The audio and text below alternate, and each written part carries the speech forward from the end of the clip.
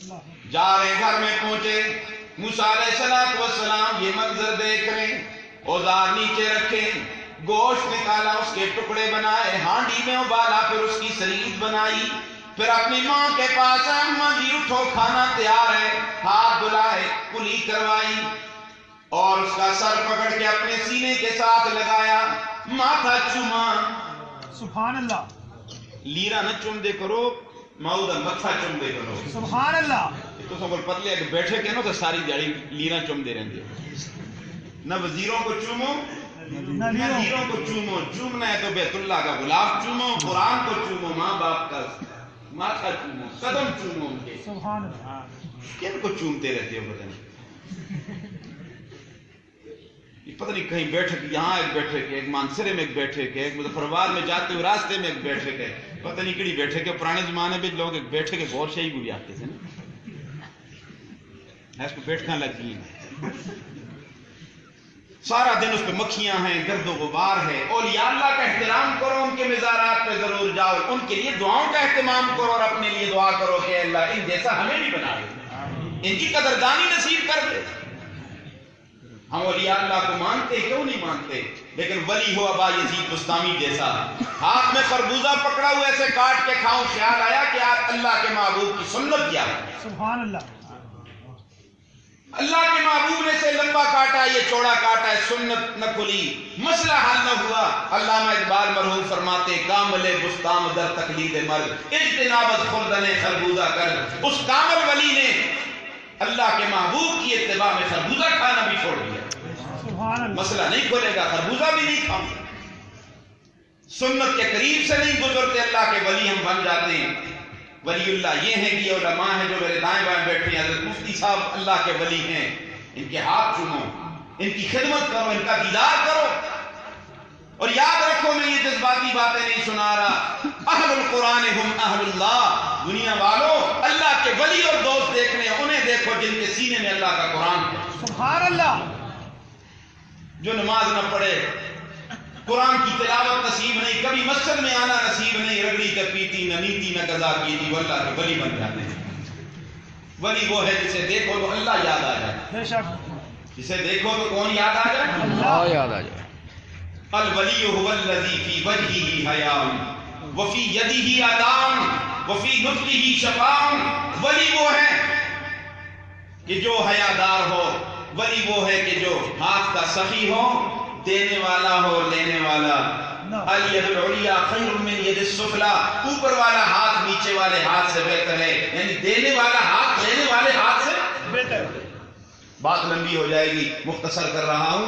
عرض میں یہ کر رہا تھا کہ موسیٰ علیہ السلام یہ منظر دیکھ، اس نے چھوٹے چھوٹے لقمے بنائے، ماں کے منہ میں ڈالتا جا رہا ہے، ادھر سے لقمہ حلق سے نیچے اترتا ہے، ماں کہتی ہے بیٹا تو میری خدمت کرتا ہے، جا تجھے جنت میں اللہ موسیٰ کا رفیق اور ساتھی بنا۔ سبحان اللہ۔ موسیٰ علیہ السلام زیر لب مسکرا رہے ہیں، کھانے سے فارغ ہوئی اماں، قریب آ کے فرمایا موسیٰ علیہ السلام نے اماں جی آپ کو مبارک ہو، آپ کی دعا اللہ نے قبول کر لی ہے۔ بیٹا تجھے کیا پتا؟ فرمایا میں موسیٰ پیغمبر ہوں، میں جب بھی اللہ سے دعا کرتا ہوں اللہ ہر پیغمبر کا کوئی نہ کوئی رفیق اور ساتھی ہوگا، میرا بھی کوئی ساتھی ہونا چاہیے۔ رب کی طرف سے یہی جواب آتا تھا فلاں کسائی گوشت بیچنے والا تیرا رفیق ہوگا، سبحان اللہ اللہ۔ نے تیری دعا قبول کر لی ہے۔ سچ بتاؤ یہ اعزاز اور یہ مقام اور مرتبہ تہجد کی نماز سے ملا؟ کس سے ملا؟ ماں کی خدمت سے ملا۔ ایک آدمی تہجد کی نماز بھی پڑھتا ہے، بہت اچھا کام کر رہا ہے، لیکن ماں باپ اس سے ناراض ہیں، اس کی کوئی عبادت اللہ کے ہاں قبول نہیں ہے۔ بے شک۔ حضور علیہ السلام نے ارشاد فرمایا رب کی رضا تلاش کرنی ہو، باپ کی رضا میں تلاش کرو، دیکھو باپ کے تیور ٹھیک ہیں رب راضی ہے، باپ کے تیور بدلے ہوئے رب ناراض ہو چکا ہے۔ جنت کے دروازوں میں درمیانی دروازہ باپ کا ہے، چاہو خدمت کر کے کھول دو، چاہو اس کی نافرمانی کر کے اپنے اوپر بند کر دو، اور جنت تو اللہ نے ماں کے قدموں کے نیچے رکھ دی ہے۔ سبحان اللہ۔ حضرت جریج، بات لمبی ہوگی، حضرت جریج نماز پڑھ رہے ہیں، آواز پہ آواز آ رہی ہے، خیر نماز مکمل کر لی، دوڑ لگائی، جی اماں جی۔ پہلے زمانے میں لوگ اماں جی کہتے تھے، یہی کہتے تھے، بھول تو نہیں گیا اماں جی، پتہ نہیں اب کیا ڈیڈی ہے اور ڈیڈا ہے اور ڈیڈی ہے، کیا مصیبت ہے، نہ پتہ چلتا ہے باپ کون ہے ماں کون ہے، یہ کون ہے جی، یہ کزن. پہلے لوگ کہتے تھے یہ خالہ زاد ہے، مامو زاد ہے، چچا زاد ہے، اور خالہ زاد بھی کزن تھے، مامو زاد بھی کزن تھے، چچا زاد بھی کزن تھا. وہ نسبت ہی ختم ہو گئی، رشتوں کا وہ انداز، وہ تعارف ہی ختم ہو گیا ہے. میں یہ نہیں کہتا کہ آپ کو کہ آپ انگریزی نہ سیکھیں، ضرور سیکھیں، انگریز نہ بنے، انگریز نہ بنے، ان کی تقلید نہ کریں میرے بھائی. ساری زبانیں سیکھو، لیکن اگر نہ بھی سیکھو اس کے بغیر بھی گزارا ہو سکتا ہے. بے شک. حضرت قاضی صاحب بھی برطانیہ گئے، میں بھی 3 دفعہ برطانیہ سے ہو کے آیا، مجھے کچھ بھی نہیں آتا انگلش. الحمدللہ پورے انگلینڈ میں دورہ کیا، اسی طرح وہاں تقریریں کرتا رہا. اور حضرت قاضی صاحب کی وہاں میں نے وہاں لوگوں سے ان کی باتیں سنتا رہا. قاضی صاحب یوں ارشاد فرماتے تھے، یوں ارشاد فرماتے تھے. بڑی رونقیں ہوتی ہیں، بڑی دلجمی سے لوگ باتیں سنتے ہیں. کوئی فرق نہیں پڑتا. یہ تمہارے قریب میں تمہارا دوست ملک ہے چائنا، انگلش آتی ہے انہوں نے بڑی کوشش کی ہے، تو آپ کا سی پیک منصوبہ ہے، انہوں نے زبانیں سیکھنے کی کوشش کی، ان کو کوئی کارآمد نہیں ہوئی. اب آپ کے نوجوان 6000 نوجوان وہ وہاں لے کے گئے، ان کو چائنا زبان سکھا رہے ہیں. تو میرے بھائیوں ضرور ساری زبانیں سیکھو، پوری دنیا میں گھومو اور پھرو، لیکن اپنی تہذیب، اپنا کلچر، اپنا تمدن نہ چھوڑو. اکبر نے بڑے سوچ سے کہا، فرمایا کہ مسلمان ترقی جو فرنگی بن کر. یہ اکبر کی باتیں اس لیے سناتا رہتا ہوں کہ مولوی غریب کی کون سنتا ہے، اکبر ایک جج اور بیرسٹر ہے، اس کی تو سن لو نا یار. کہ مسلمان ترقی جو فرنگی بن کر، یہ ترقی ہے فرنگی کی مسلمان کی نہیں. دوا ترقی کی میں نے دیکھی، بسد ادب ہے یہی گزارش، مرض ترقی کرے گا اس سے مریض اچھا نہ ہو سکے گا. غلط دوائی استعمال کر رہے ہو، اس لیے مرض بڑھتا جا رہا ہے. دوائی ٹھیک لے لو، مرض ٹھیک ہو جائے. جیل میں ٹکٹ ڈالے ہوئے ہندوستان کا اور زبان سے کہہ رہا ہے مدینے جا رہا ہوں. مدینے جانے کے لیے ٹکٹ بھی مدینے کا لینا پڑے گا. فرمایا مپندار سادی کی راہ صفا، مپندار سادی کی راہ صفا، توا رفت پہ جز پہ در مصطفیٰ، خلاف پیمبر کسے راگزیر کہ ہرگز بمنزل نہ خواہد رسید. پیغمبر کی مخالفت کر کے تو منظر مقصود تک نہیں پہنچ سکتا. حضرت جریج دوڑ لگاتے ہیں، جی اماں جی، فرمایا جا جا دفع ہو جا، اللہ تجھے کسی بری عورت کے منہ لگا دے. تیر نشانے پہ لگ گیا. تیر کبھی قبولیت کی گھڑیاں ہوتی ہیں نا، اس لیے قرآن نے منع کیا ہے کہ اپنے مال مویشی کو، اپنے بچوں کو بددعا نہ دیا کرو. بعض اوقات قبولیت کی گھڑی فٹ آ جاتی ہے، تیر بہدف ہو جاتا ہے، تیر نشانے پہ لگ جاتا ہے. حضرت جریج فرماتے ہیں اس دن کے بعد میرا کوئی لمحہ بھی چین اور سکون سے نہیں گزرا. ماں نے بھی بڑے کچھ اللہ سے التجائیں کی، ربا غلطی ہو گئی مجھ سے. لیکن حضرت جریج فرماتے ہیں بہت پریشان زندگی میں نے گزاری کہ کب یہ ماں کی بددعا میرے سامنے آئے گی. ایک دن یوں ہی مجمع لگا ہوا ہے، حضرت جریج واز کر رہے ہیں، بیان کر رہے ہیں، مجمع کے درمیان میں سے خاتون اٹھ کر کہہ رہی ہے، لوگوں سنو، یہ جریج بزرگ بنا پھر رہا ہے، اس کی بزرگی کو نہ دیکھو، یہ میرے گود میں جو بچہ ہے اس کی بزرگ کا ہے. استغفر اللہ. بری عورت کے منہ لگے کہ نہیں لگے؟ حضرت جریج فرماتے ہیں پریشان ہوا، اللہ زمین پھٹ جائے میں زمین میں چلا جاؤں. لیکن اللہ نے کیسا انتظام کیا، وہی بچہ جو گود میں تھا وہ بول پڑا. سبحان اللہ. اللہ نے اسے قوت گویائی دی اور اس نے کہا لوگوں سنو، یہ جو ماں میری ماں کہہ رہی ہے جھوٹ کہہ رہی ہے، میں اس جریج بزرگ کا بچہ نہیں ہوں، میں فلاں چرواہے کا بچہ ہوں. سبحان اللہ.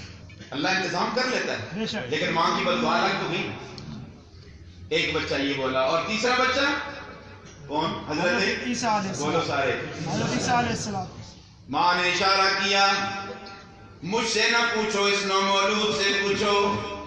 بات و تکرار ہو رہا ہے. اللہ نے فرمایا عیسیٰ تیرے بولنے کا وقت آیا، بول.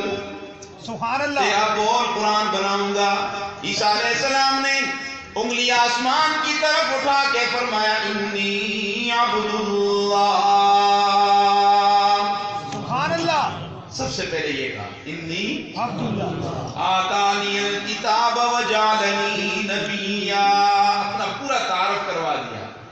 وجعلنی مبارکا اینما کنت وأوصانی بالصلاة والزکاة ما دمت حیا وبرا بوالدتی ولم یجعلنی جبارا شقیا. سبحان اللہ.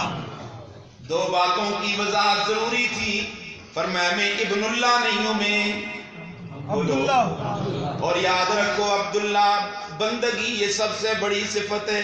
بے شک اللہ نے اپنے محبوب کو جہاں جہاں مقام اور مرتبہ عطا کیا وہاں اللہ نے اپنے محبوب کو کس انداز میں بلایا؟ تبارک الذی نزل الفرقان علی عبدہ الرسول. نہیں کہا علی عبدہ الرسول. یہ بندہ بننا بڑی صفت ہے. سبحان الذی اسری عبدہ. یہ بھی تو ہو سکتا تھا بے عبدی. اللہ یہ بتانا چاہتے میرا محبوب مکہ میں تو تب بھی میرا بندہ، عرش پہ آئے تو تب بھی میرا بندہ. کہیں میرے محبوب کو کوئی اس مقام سے نہ ہٹا دے. خدا خدا ہے، مصطفیٰ مصطفیٰ ہے. خدا کو خدا رہنے دو، مصطفیٰ کو مصطفیٰ رہنے دو. اس کا ربوبیت کا تخت ہے، اس کا نبوت کا تخت ہے. ربوبیت کے تخت پہ جا کوئی نہیں سکتا، نبوت کے تخت پہ قیامت تک آ کوئی نہیں سکتا. بے شک اور میں ابن اللہ نہیں ہوں، میں عبداللہ. عبداللہ ہوں. اور آخری بات کیا فرمائی؟ اللہ نے مجھے حکم دیا کہ میں اپنی والدہ کی خدمت کروں، اس کی اطاعت اور فرما برداری کروں، اس کے ساتھ بھلائی والا معاملہ کروں. یہ بھی بتا دیا کہ میرا باپ نہیں ہے، میری صرف کیا ہے؟ ماں ہے. میں اللہ کی قدرت کا شاہکار ہوں، میں اللہ کی قدرت کا. یہ میرا ماں نہیں تھا، ضمن یہ بات آ گئی. ایک ولادت کا یہ تذکرہ ضروری تھا، تفصیل سے یہ سارا تذکرہ کرنا. لیکن اللہ کے محبوب کی ولادت نہیں، آپ کی بعثت ہے. جہاں بھی قرآن میں آپ جگہ جگہ دیکھیں گے لقد من اللہ علی المؤمنین اذ بعث فیہم. اور آپ جب تشریف لائے آپ نے بھی آتے ہوئے یہی فرمایا بعثت لیتمم مکارم الاخلاق. بولے تو نہیں بعثت، میری بعثت کا مقصد میری ولادت یہ تو کوئی چیز نہیں ہے، پیدا تو ہو گیا ہوں میری امت کے لوگوں. میری بعثت کا مقصد یہ ہے کہ تمہارے اندر سے گندے اخلاق ختم ہو جائیں، رذیل اخلاق ختم ہو جائیں، بد کرداری ختم ہو جائے، سارے گندے اعمال چھوڑ دو. اللہ کے محبوب کے آنے سے پہلے لوگ کس گندگیوں کے اندر مبتلا تھے، اللہ کے محبوب کی بعثت ہو جاتی ہے. پھر آپ نے وہ ماحول اور معاشرہ بھی دیکھا کہ جو کل تک ایک دوسرے کے خون کے پیاسے تھے. قرآن کہتے ہیں اشداء علی الکفار رحماء. کل تک جو لوگ بیت اللہ کا مرد و زن اکٹھے ہو کے ننگا طواف کیا کرتے تھے، رحمت للعالمین کے صدقے میں ان کو وہ حیا ملی کہ اب غسل خانے میں قضائے حاجت کے لیے جاتے ہیں، کپڑے اتارتے ہوئے بھی شرماتے ہیں. کل تک جو اپنی بچیوں کو زندہ درگور کیا کرتے تھے وہ بچیوں سے پیار کرنے لگ گئے. سبحان اللہ. اور کل جن کے اندر ایثار کا کوئی جذبہ نہیں تھا، رحمت للعالمین کے صدقے میں ان کو وہ ایثار ملا کہ وَيُؤْثِرُونَ عَلَىٰ أَنفُسِهِمْ وَلَوْ كَانَ بِهِمْ. تفصیل میں جانے کا وقت نہیں. اور رسول اللہ کی بعثت کو سمجھو، مقصد حیات کو سمجھو، مشن کو سمجھو. جشن تو ہوتا ہی رہتا ہے، مشن بھی تو اپنا ہوتا ہے. رسول اللہ کا مشن کیا تھا؟ آپ صلی اللہ علیہ وسلم مقصد کیا لے کے آئے، کیا پروگرام اور کیا مشن لے کے آئے، آؤ اس کے ساتھ وابستہ ہو جاؤ. وہ پروگرام اور مشن یہ ہے ما آتاکم الرسول فخذوہ وما نہاکم عنہ فانتہوا. جو اللہ کے محبوب نے تمہیں دیا ہے اسے لے لو، اور جس چیز سے منع کیا اس سے رک جاؤ. اسی کا نام اتباع ہے، اسی کے نام تابعداری ہے. آج ساری باتیں ہو رہی ہیں لیکن جب اتباع کی باری آتی ہے کہتے ہیں کیا کرے جی، ماحول کے ساتھ بھی تو چلنا پڑتا ہے، ماحول کے ساتھ بھی تو چلنا پڑتا ہے. یہ کہتے ہیں ماحول کے ساتھ نہ چلو، مدینے والے کے ساتھ چلو. صحابہ میں کیسا جذبہ تھا. حضرت حذیفہ بن یمان کسرا ایلان کے دسترخوان پہ بیٹھے، ہاتھ سے لقمہ نیچے گرتا ہے، سنت سمجھتے ہوئے اسے صاف کر کے منہ میں ڈال رہے ہیں. قریب میں بیٹھے ہوئے ساتھی نے کیوں نہیں ماری؟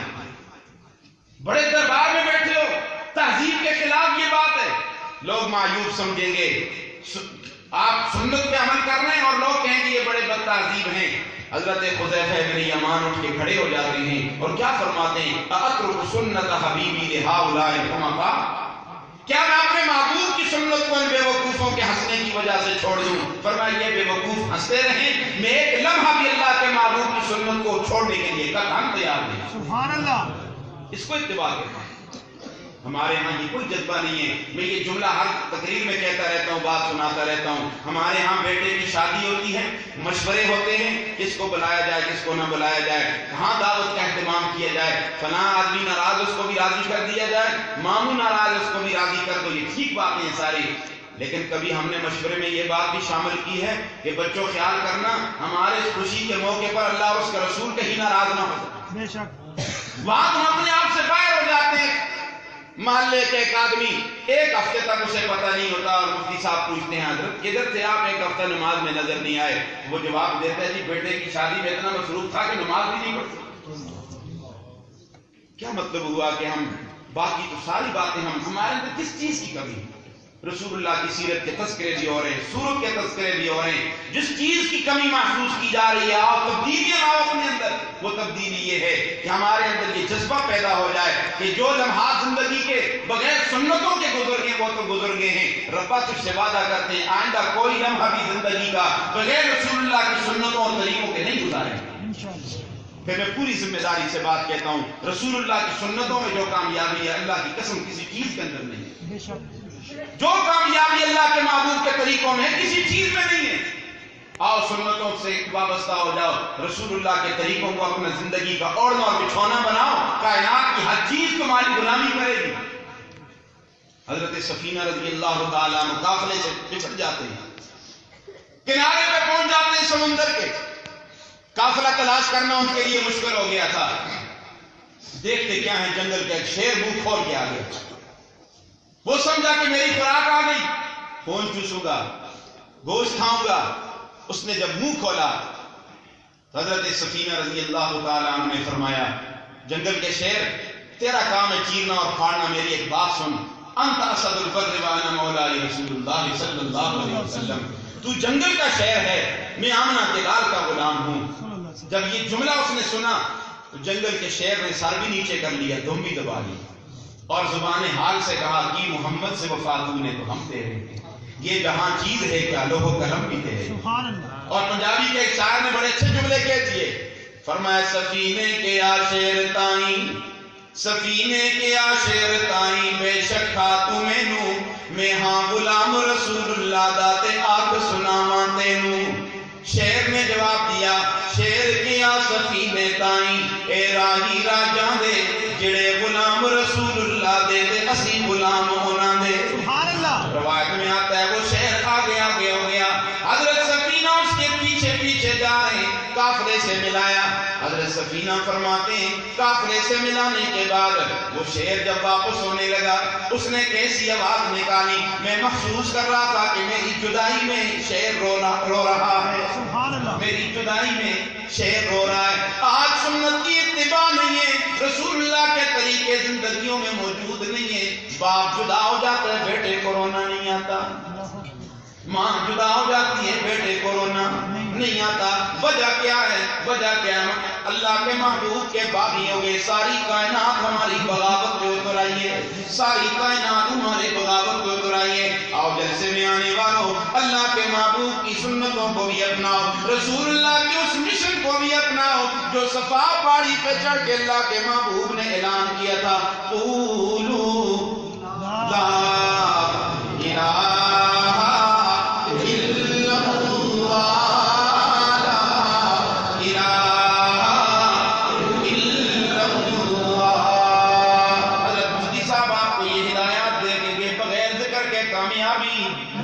نہیں ہے۔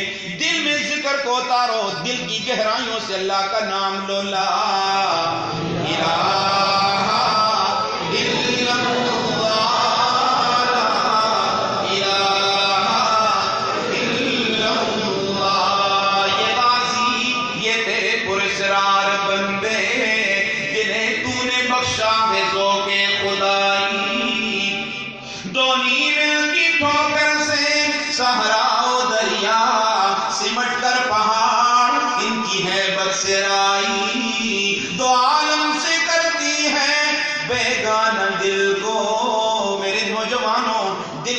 رب سے بیگانہ کر دو، عشق مجازی نکال دو، عشق حقیقی دل میں ڈالو، سبحان اللہ، اس دل کو اللہ کی محبت کے لیے خالی کر دو، یہ دل ایسا بن جائے سیدنا ابراہیم چیخا سامنے منصوبے بن رہے چیخے میں ڈال دیا جائے، جبریل آ جاتے ابراہیم میرے لائے کوئی خدمت ہو، چیخا بجھ جائے، ہوائیں چلیں، بارش آ جائے، فرمایا جاؤ جاؤ جبریل یہ میرے اور میرے رب کا معاملہ ہے، سبحان اللہ، تم بیچ میں نہ ہو، یہ میرے اور میرے رب کا معاملہ، دو عالم سے کرتی ہے بیگان دل کو عجب چیز ہے لذت آشنائی، لا الہ الا اللہ، لا الہ الا اللہ، محمد رسول اللہ، محمد رسول اللہ، لا الہ الا اللہ، محمد رسول اللہ، یہ وعدہ کرو انشاءاللہ۔